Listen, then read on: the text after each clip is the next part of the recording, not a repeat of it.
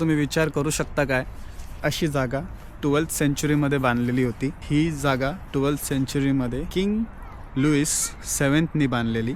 हा बघा नापोलियन आणि त्याचे कपडे. 900 वर्ष जुना वा. आणि फ्रेंच आर्किटेक्चर. हा बेड आहे आणि कसा सजवला आहे बघा. जिकडे राजा लोकांची मीटिंग होते. नापोलियनचं आहे हे. बेसिकली एन लिहिलं आहे बघा. चर्च बनवला एक छोटा. किंग लुई थर्ड पासून ते नापोलियनपर्यंत सगळे इकडे राहिलेले आहेत. माझा थोडा इतिहास कच्चा आहे म्हणून मी या अशा सगळ्या गोष्टींमध्ये फिरायला येतो, बघायला येतो. वाचण्यापेक्षा मला बघणं बेटर वाटतं. इतिहास मला माहिती नाही बट लोकेशन्स मला माहिती आहेत. हॅलो नमस्कार, बोंजूर सलाम to everyone watching out my blog. तुमच्या सर्वांचं स्वागत आहे माझ्या डेली ब्लॉग्सच्या सिरीजच्या डे 5मध्ये. आणि आजच्या दिवसाला मी चाललो आहे फॉन्टॉनब्लू या लोकेशनवरती. फॉन्टॉनब्लू ही एक लोकेशन आहे, पॅरिसपासून थोडा बाहेर आहे, इल दे फ्रान्समध्ये येते. सो तुम्ही नॅव्हिगो तुमचा यूज करू शकता तिकडे जायला. आणि तो तिकडे एक असा शॅतो आहे, म्हणजेच पॅलेस, राजवाडा, जिकडे बरेच फ्रेंच किंग्स वगैरे राहिले आहेत. आणि त्यातील एक किंगचं नाव तुम्हाला माहितीच असेल, नापोलियन. सो आज आपण तिकडे जाणार आहोत. आणि पॅरिसच्या गार दे लिऑन या स्टेशनला आहे मी. ही माझ्या बाजूला जी ट्रेन आहे ती मला तिकडे घेऊन जाईल. आता 6 मिनिटांनी ती ट्रेन सुटेल. सो आहे टाईम बराच. दर अर्ध्या तासाला ही एक ट्रेन निघते इकडून गार दे लिऑनवरून. बराच असा थोडा डिफिकल्ट स्टेशन आहे गार दे लिऑन. सो इकडे जरा गडबड असते. ट्रेन्स कुठे कुठे जाणार ते माहिती नाही, तर आपल्याला बघून एकदम चौकशी करून चढावं लागतं. सो हा जो स्टेशन आहे तो एकदम टॉपला आहे. इकडे भरपूर साऱ्या ट्रेन स्टेशन्स आहेत. के लाईनला नेहमी लागते ही ट्रेन. सो मी आलो आता के लाईनमध्ये. ट्रेनमध्ये बसतो आणि तुम्हाला व्ह्यू दाखवतो मस्तपैकी. एकदम पुढे बसतो जरा. इकडून स्टेशन चालू होतं आणि नॅव्हिगोने तुम्ही ॲक्सेस करू शकता ही ट्रेन. चला ट्रेन जर्नी सुरू करूया. आपली जर्नी सुरू झालेली आहे आपली टुवर्ड्स फॉन्टॉनब्लू. आणि 46 मिनिट्सची राईड आहे. सो या ट्रेनची स्पीड गेस करा तुम्ही. भरपूर सुसाट चालली आहे ट्रेन, बट बराच जास्त किलोमीटर. बघा किती सुसाट, एकदम सुपरफास्ट ट्रेन आहे. मी आता आलो आहे लोकेशनवरती, म्हणजेच ला फॉन्टॉनब्लू या लोकेशनमध्ये. आणि कॉफी पितो आहे तिकडे जायच्या अगोदर, शॅतूला जायच्या अगोदर. बेसिकली तुम्हाला ट्रेन स्टेशनवरून एक बस पकडावी लागते ज्याचा नंबर आहे 3401. ती तुम्हाला मेन सिटीमध्ये ड्रॉप करते. लास्ट स्टेशन नाही, पुढे अजून आहेत 7 स्टेशनच्या नंतर एक स्टेशन येतो शॅतो. त्या स्टेशनवरती तुम्ही खाली उतरायचं आणि समोरच एक कॉफी शॉप आहे. तिकडे कॉफी पितो आहे मस्त. अमोरिनो या कॉफीचं नाव आहे, शॉपचं नाव आहे. आणि आता बुकिंग करतो तिकीट्सची. एंट्री फीज आहे शॅतूच्या आतमध्ये 14 युरो. सो ते तिकीट बुक करतो ऑनलाईन आणि त्याच्यानंतर आपण जाऊया आतमध्ये. लोकेशन बघू शकता तुम्ही, मस्त एकदम. तिकडे ते लहान पोरांचे झुळे वगैरे पण आहेत. शांत लोकेशन आहे, मेडिवल टाउन टाईप एकदम लोकेशन आहे. चला कॉफी संपवतो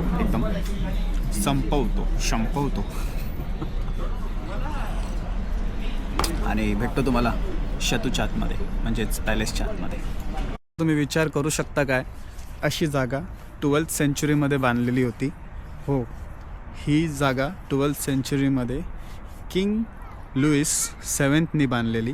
आणि 16th सेंचुरीमध्ये किंग फ्रान्सिस 1 यांनी इकडे टेकओव्हर केला. अजून काही कन्स्ट्रक्शन केलं, बरंच काही केलं, डेव्हलपमेंट. त्याच्यानंतर किंग हेनरी द 4th यांनी पण इकडे राज केला. त्याच्यानंतर बेसिकली कन्स्ट्रक्शन अजून वाढत गेलं. असे जे आहेत पुढे होत गेले. आणि नापोलियन या किंग नापोलियननी 19th सेंचुरीमध्ये बराच काय डेव्हलपमेंट केला. त्याचा समोर म्युझियम पण आहे. आणि चला आपण जाऊया म्युझियमच्या आतमध्ये. 900 वर्षांचा इतिहास आहे या मित्रांनो या शॅतूचा. म्हणजे 900 वर्ष इकडे किंग्स लोक राहिलेत या शॅतूमध्ये, पॅलेसमध्ये. भरपूर आयकॉनिक प्लेस बोलली जाते. पॅरिसपासून लांब आहे म्हणून जास्त लोकांना माहिती नाही आहे. बट जर तुम्ही पॅरिसला येत असाल तर नक्कीच या शातूला म्हणजे या पॅलेसला व्हिजिट करा. हा बघा एक छोटा ब्रिज बांधला आहे जो या पॅलेसला आणि या पॅलेसला जॉईंट करतो. 2 पॅलेस हे जॉईंट होतात. भरपूर मोठा आहे आणि आता मी एंट्री गेट शोधतो आहे. एंट्री गेटच नाही माहिती मला कुठे आहे, म्हणजे आतमध्ये जायला, या बिल्डिंग्सच्या आतमध्ये जायला. पॅलेसच्या आतमध्ये तर आलो आहे मी. भरपूर मोठा परिसर आहे. बट आता मेन लोकेशन जी आपण बघायला आलो आहे, नापोलियनचं बेडरूम वगैरे सगळं.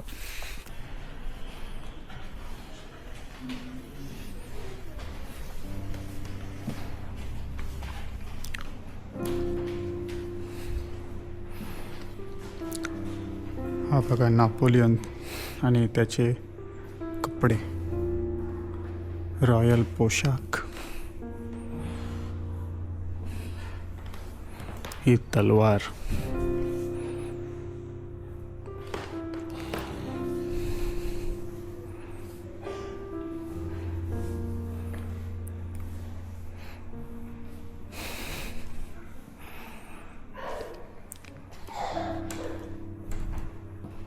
बघा नापोलियनची सेकंड वाईफ आहे ही. म्हणजे हिच्यासोबत लग्न करून नापोलियननी म्हणजे आपले जे फ्युचर किड्स आहेत ते प्रॉपर फ्रेंच बनवले असं. म्हणजे त्याची थिंकिंग तशी होती की तो तर फ्रेंच नव्हता बट त्याचे ॲटलिस्ट मुलं फ्रेंच व्हावे म्हणून त्यांनी हिच्यासोबत लग्न केलं. जोसेफिन नाव आहे हिचं. आणि हा फर्स्ट रूम आहे. अजून भरपूर मोठा एक्झिबिशन आहे आतमध्ये. हे बघा रॉयल टेबल असेल त्या काळाचं. हे बेसिकली नापोलियनचं सगळं एक्झिबिशन आहे फर्स्ट फ्लोअरवरती. इथे सगळं त्याच्याबद्दल त्याच्या लाईफच्याबद्दल लिहिलेलं आहे. हा पॅसेज बघा, वाह काय बनवलं आहे पॅसेज. एक नंबर पॅसेज बनवला आहे.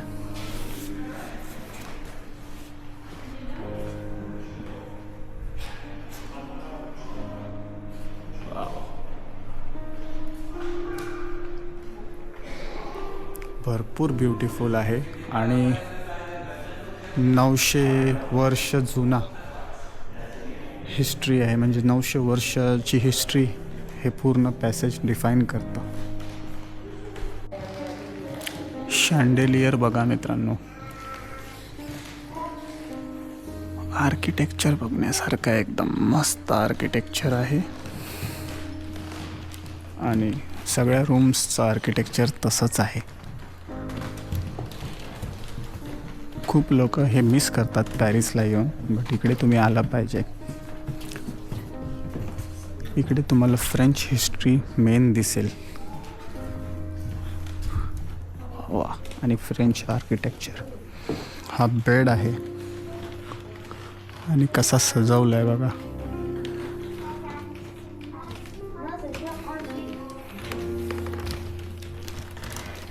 हा बेडरूम असेल मे बी.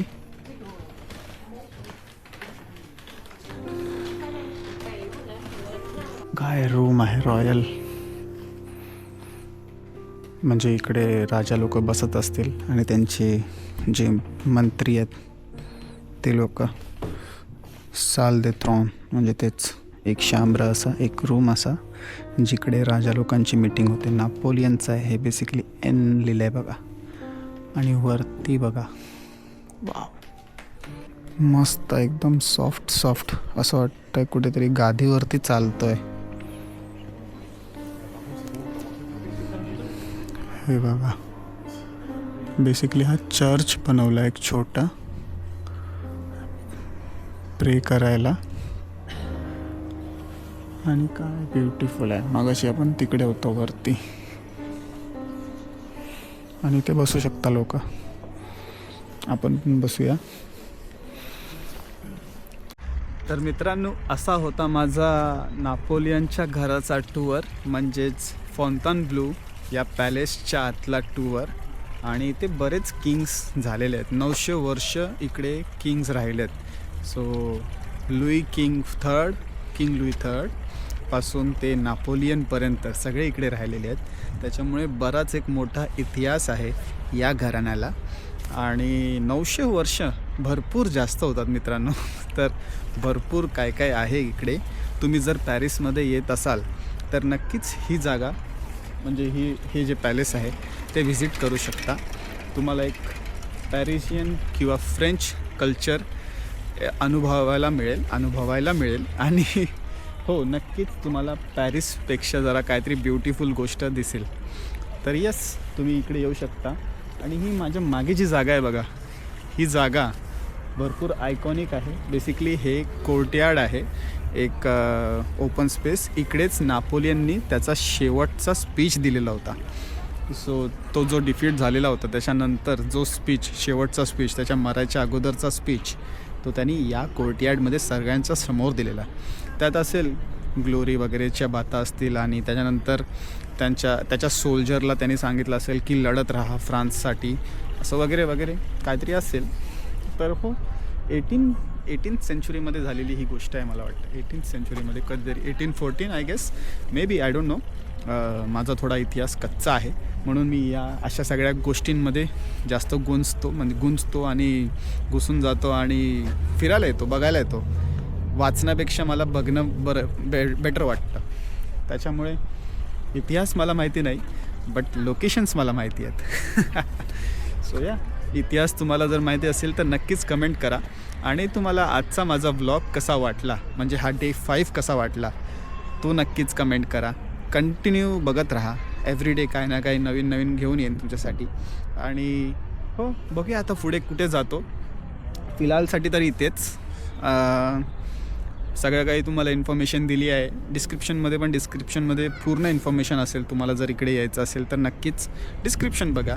जर काही असतील क्वेश्चन्स तर कमेंट करा आणि मी तुम्हाला आन्सर करीन व्हिडिओ बनवून बेसिकली.